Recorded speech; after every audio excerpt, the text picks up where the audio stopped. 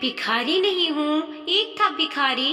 Rail सफर में भीख मांगने के दौरान एक सूट बूट पहने सेठ जी उसे दिखे। उसने सोचा कि यह व्यक्ति बहुत अमीर लगता है, इससे भीख मांगने पर यह मुझे जरूर अच्छे पैसे देगा। वह उस सेठ से भीख मांगने लगा। भिखारी को देखकर उस सेठ ने कहा, तुम हमेशा मांगते ही हो क्या? कभी किसी को कुछ देते भी हो? भिखारी बोला, साहब मैं तो भिखारी हूँ, हमेशा लोगों से मांगता ही रहता हूँ। मेरी इतनी औकात कहाँ कि किसी को कुछ दे सकूं। सेठ, जब किसी को कुछ दे नहीं सकती तो तुम्हें मांगने का भी कोई हक नहीं है। मैं एक व्यापारी हूँ और लेन देन में ही विश्वास करता हूँ। अगर तुम्हारे पास मुझे कुछ देने को हो तभी मैं तुम्हें बदले में कुछ दे सकता हूँ। तभी वह स्टेशन आ गया जहाँ पर उस सेठ को उतरना था। वह ट्रेन से उतरा और चला गया। इधर भिखारी सेठ की कही बातें के बारे में सोचने लगा। सेठ द्वारा कही गई बातें उस भिखारी के दिल में उतर गई। वह सोचने लगा कि शायद मुझे भीख में अधिक पैसे इसीलिए नहीं मिलता क्योंकि मैं उसके बदले में किसी को कुछ दे नहीं पाता हूँ। लेकिन मैं तो एक भिखारी हूँ, किसी को कुछ देने लायक भी नहीं हूँ। लेकिन कब तक मैं लोगों को बिना कुछ दिए केवल मांगता ही रहूँगा। बहुत सोचने के बाद भिखारी ने निर्णय किया कि जो भी व्यक्ति उसे भीख देगा तो उसके बदले में वह भी उस व्यक्ति को कुछ जरूर देगा। लेकिन अब उसके दिमाग में यह प्रश्न चल रहा था कि वह खुद भिखारी है तो भीख के बदले में वह दूसरों को क्या दे सकता है। इस बात को सोचते हुए दिन भर गुजरा लेकिन उसे अपने प्रश्न का कोई उत्तर नहीं मिला। दूसरे दिन जब वह स्टेशन के पास बैठा हुआ था तभी उसकी नज़र कुछ फूलों पर पड़ी जो स्टेशन के आसपास के पौधों पर खिल रहे थे। उसने सोचा क्यों ना मैं लोगों को भीख के बदले कुछ फूल दे दिया करूं। उसको अपना यह विचार अच्छा लगा और उसने वहां से कुछ फूल तोड़े। वह ट्रेन में भीख मांगने पहुंचा। जब भी कोई उसे भीख देता वह उसके बदले में वह भीख देने वाले को कुछ फूल दे देता।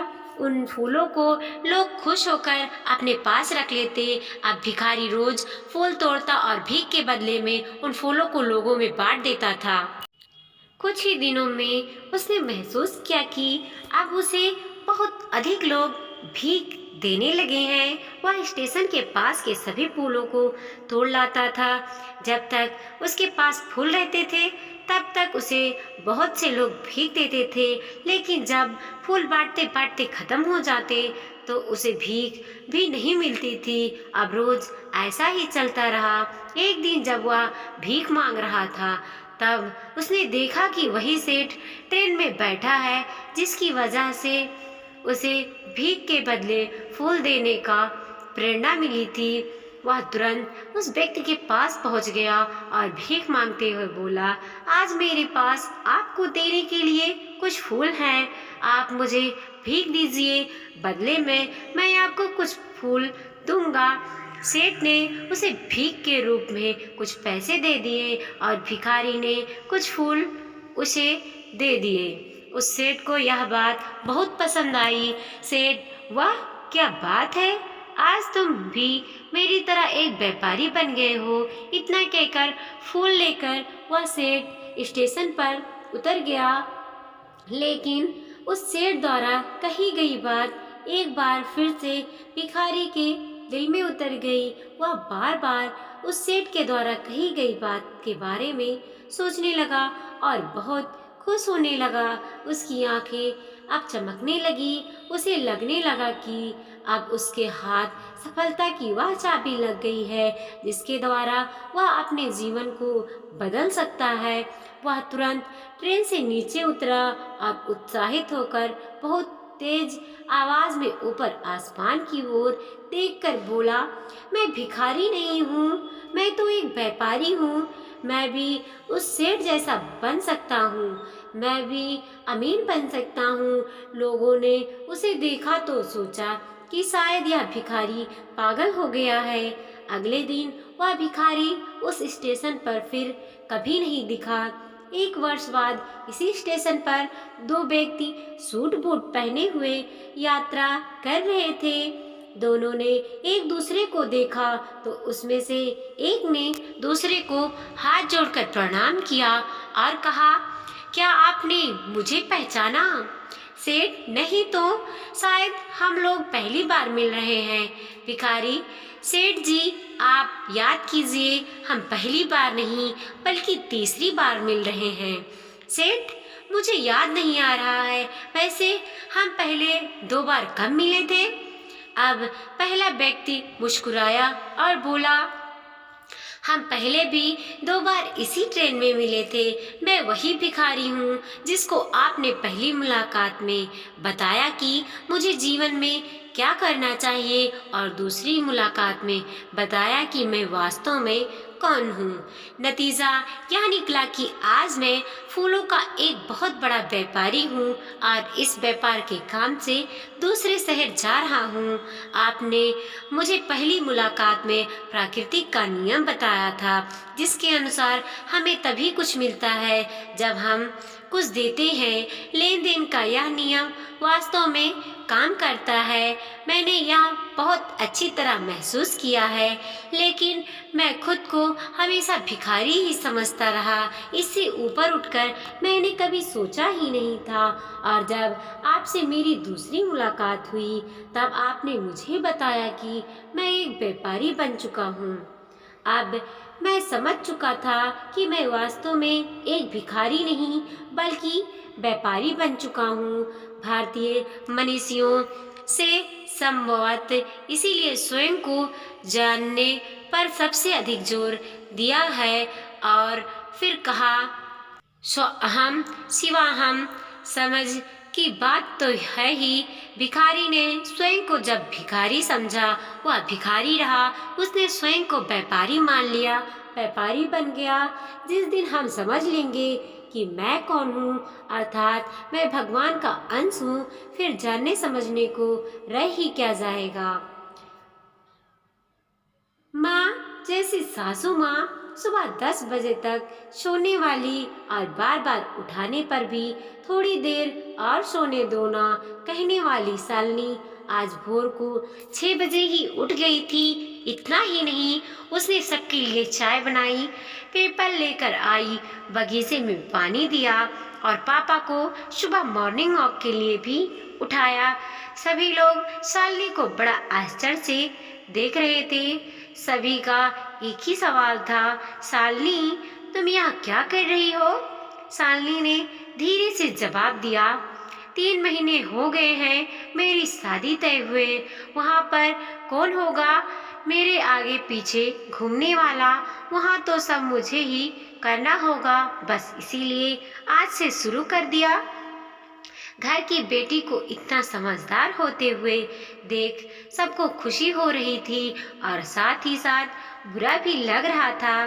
बुरा लगने जैसी बात भी थी, क्योंकि अब वह हमेशा के लिए उनको छोड़कर उसके ससुराल जाने वाली थी। एक और महीना बीत गया और आखिरकार शालिनी की शादी हो गई। वह अपने ससुराल आ गई। सुबह समय पर जग पाएगी या नहीं, इसी विचार में वह रात भर सोई ही नहीं पाई। सुबह होते ही उसने नहाया और पूजा की और खाना बनाने की तैयारी करने लगी। वह सोचने लगी कि आज खाने में क्या बनाया जाए जो बड़े और बच्चों दोनों को पसंद आए। तभी पीछे से एक मीठी आवाज आई। शालिनी ने पीछे मुड़कर देखा तो उसकी सासू माँ थी। अरे बेटा, इतनी जल्दी क्यों उठ गई? शादी की भाग दौड़ में थक गई होगी, ऊपर से घर वालों की याद भी आती होगी, और मैं जानती हूँ रात को ठीक से सो भी नहीं पाई होगी। ऐसे तो तुम्हारी तबीयत खराब हो जाएगी। शालिनी मन ही मन सोचने लगी, मेरी सासू माँ तो बिल्कुल वैसी नहीं है जैसी मैं सोच रही थी। मैं तो डर के मारे कितने दिनों से सुबह जल्दी उठने का प्रयास कर रही थी। यहाँ तो परिस्थिति बिल्कुल अलग है। शालिनी ने कुछ काम खत्म ही किया था कि तभी सासू माँ ने आवाज दी, बेटा आओ देखो तो सही मैं क्या बना रही हूँ। मटर पनीर पराठा और गाजर का हलवा। अरे वाह, यह तो सभी मेरी फेवरेट डिश है। शालिनी बोली। उसे तो कुछ समझ नहीं आ रहा था। उसे लग रहा था जैसे यह सब सपना है। शालिनी को एहसास हुआ कि यह सपना नहीं सच है। सासू माँ ने कुछ कहा, शालिनी सुन नहीं पाई। वह थोड़ी डर गई। उसे डरा हुआ देखकर सासू माँ ने कहा, शालिनी जरा इधर तो आओ, यहाँ तो बैठो। मेरी बात ध्यान से सुनो और समझो। शादी का मतलब लड़की की परीक्षा नहीं होती है। तुम्हारी शादी सिर्फ मेरे लड़के से नहीं हुई है। जितनी जिम्मेदारी उसकी तुम्हें खुश रखने की है, उतनी ही हम सबकी भी है।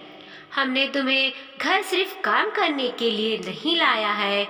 तुम्हें क्या क्या आता है या तुम हमारे लिए क्या कर सकती हो, यह सब देखने के लिए तो बिल्कुल नहीं। और हम तुम्हारी आज़ादी भी तुमसे नहीं छीनेंगे। अगर अपनी बात करूं तो मुझे सिर्फ एक अच्छी फ्रेंड चाहिए थी। मुझे बिल्कुल नहीं मानती कि बहू को सुबह सुबह जल्दी उठकर पूजा पाठ करना चाहिए। और मैं यह भी नहीं मानती कि बहू को बहुत अच्छा खाना पकाना चाहिए। शादी का मतलब तुम्हारे सपनों का बलिदान नहीं, बिल्कुल भी नहीं हो सकता। बल्कि मैं तो कहूँगी शादी का मतलब तुम्हारे सपनों को और ज़्यादा ऊंची उड़ान देना होना चाहिए। हम सब हमेशा तुम्हारे साथ हैं, हर दिन हर पल। शालिनी की शादी को अब 10 साल बीत चुके थे। इन 10 सालों के सफ़र में उसने जो अनमोल रिश्ते कमाए थे, उसमें से एक थी माँ। जी हाँ, वही सासू माँ जो अब उसकी माँ बन चुकी थी। शालिनी ने अपने जीवन में काफ़ी उतार चढ़ाव देखे थे, लेकिन उसके मन में यह एक सोच बहुत पक्की बैठ चुकी थी कि जब भी उसके लड़के की शादी होगी और वह घर में बहू लाएगी, तो वह भी अपनी सासू माँ की तरह ही अपनी बहू के साथ व्यवहार करेगी। वीडियो पसंद आया हो तो लाइक कीजिए, कमेंट कीजिए और अपने दोस्तों के साथ जरूर शेयर कीजिए। चैनल पे नए हैं तो प्लीज़ सब्सक्राइब कीजिए।